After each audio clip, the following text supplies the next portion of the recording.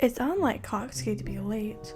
You glanced at your watch, wondering what was holding him up and delaying him by 15 minutes. And then you spotted him rounding the corner holding a bag. Katsuki, over here! His eyes locked on your waving finger, and he shakes his head in an equal part of amusement and found annoyance before coming over. He unceremoniously shoved the bag in your arms. Hi to you too, you say, smiling at him. He just rolls his eyes, gesturing towards the bag. Saw this dumb hoodie on the way here and I thought of you. You peer in the bag, which isn't particularly insightful, since all you can make out was a bunch of soft-looking fabric. Apparently losing patience, he opens the bag for you and takes out the hoodie inside. It's a clean, simple design, and it looks so soft and warm. You smile at him gratefully. Thanks! Yeah, whatever. He turns around and starts walking, but not before he registers the slight smile on his lips at your happiness. You trail behind him, still touched by the fact that he's seen this hoodie and immediately thought of you. He's sweeter than he likes to admit.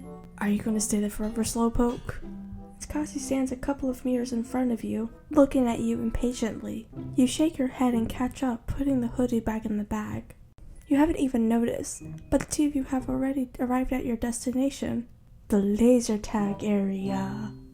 Just the two of us, Katsuki said to the woman at the counter, handing her a couple of notes. She takes them, runs them through the till, and prints out 2 tickets which she hands to Katsuki.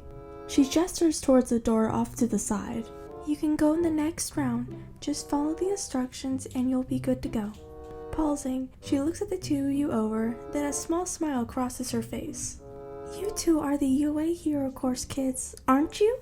Without waiting for an answer, she smiles in amusement. No quirks, and remember to give other kids a chance. The door opens and both of you walk inside, as long as a bunch of other people. Thankfully, they all looked around the same age as you, maybe older. After all, this isn't exactly laser tag for kids. You put your bag containing your new hoodie into your locker before the door shuts behind you, and then you're surrounded by darkness. Katsuki shifts next to you. You can physically feel the tension in his muscles, as well as the adrenaline already starting to run through his veins. The brief silence is interrupted by a voice over a loudspeaker. Attention all soldiers, we have been breached by the enemy, and the front lines are down, and you're the last line of defense. We attack in 5! Lights suddenly start flashing, illuminating a doorway, and leads to the room full of laser tag suits, with small red lights studded in a few places and guns attached to them using long wires. You and Katsuki pulled on the suits with swift movements, and you weigh the gun in your hand. Ready? You ask your boyfriend, grinning in anticipation. He scoffs. Stupid question. The door opens and the game begins. The other team had exactly the same suits as you, except instead of red lights, they had blue lights on their armor. The area is completely dark, and you feel like you're at an unfair disadvantage with your perfectly night vision. But you ducked away from the chaos from the initial melee, knowing that this is where all the amateurs will be eliminated first. You drag Katsuki along with you, to which he surprisingly didn't protest. Last team standing wins, Katsuki said once you stopped moving. It's more of a statement than a question, but you nodded anyway, even though you're pretty sure he can't see the movement clearly. The two of you are currently crouched under some kind of shelter, with the sounds of footsteps above you and shouts in the distance. Whichever team is the most people left by the end of the time limit, that'll just have to be us, I guess. You guess? Of course we're gonna win, dummy.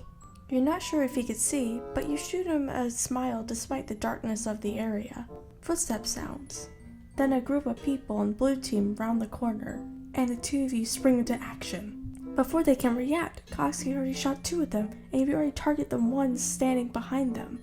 The thing that makes his laser tag outlet different from the others are the rules regarding the gameplay.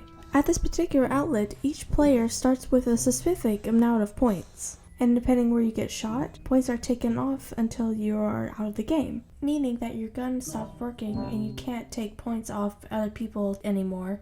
The points that you take away from others get added to your own score as well, so within each team, there are individual rankings given too.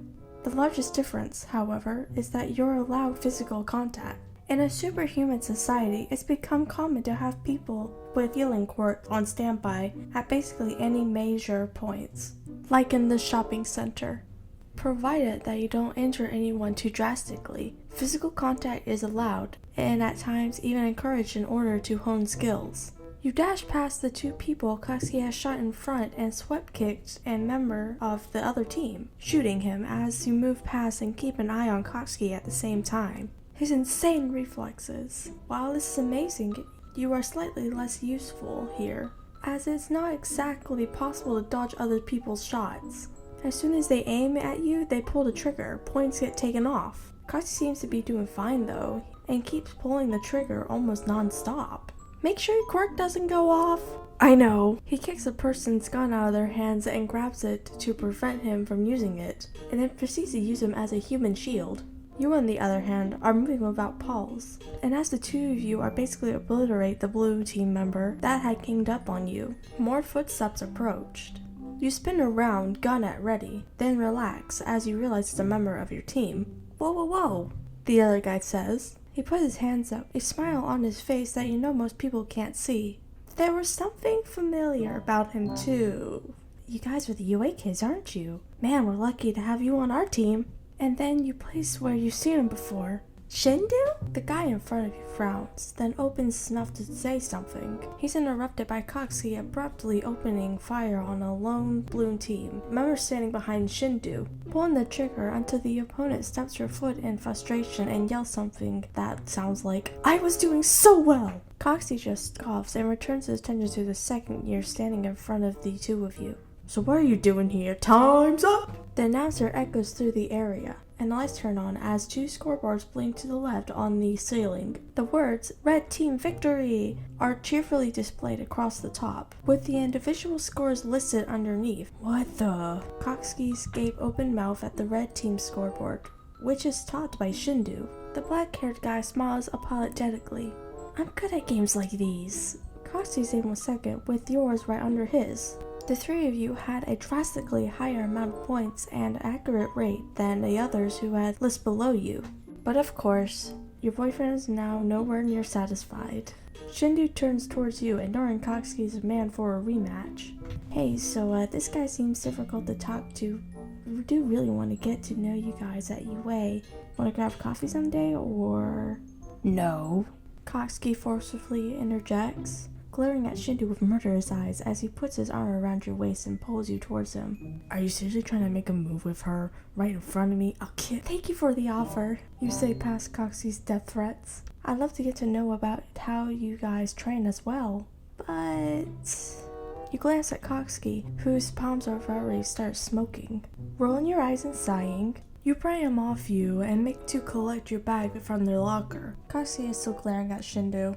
"Sorry, wait a second," you say, and then steps a distance away, turning Katsuki towards you as you lower your voice. "You have to stop doing that." "What? That piece of garbage was trying to make a move on you." "He just wants to know how we train. I could get tips from him as well. You know."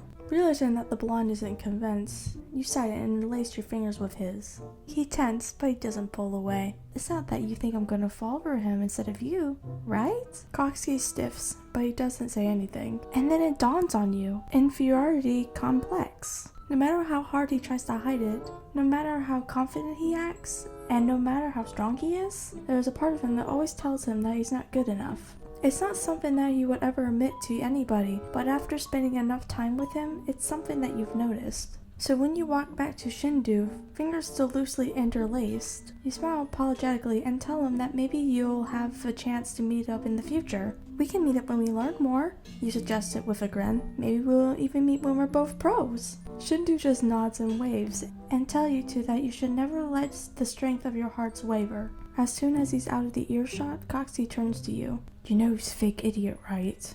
You just shake your head, not willing to argue with Katsuki's indifference of Shindou. "Yeah, he's an idiot who passed the professional licensing exam." "Shut up." You wondered wearing the hoodie he bought you would be enough for him to put on a good mood, or at least dissipate some of his anger. As you see, he seems pretty mad, muttering about dropping you home to ward off any other people who might hit on you again.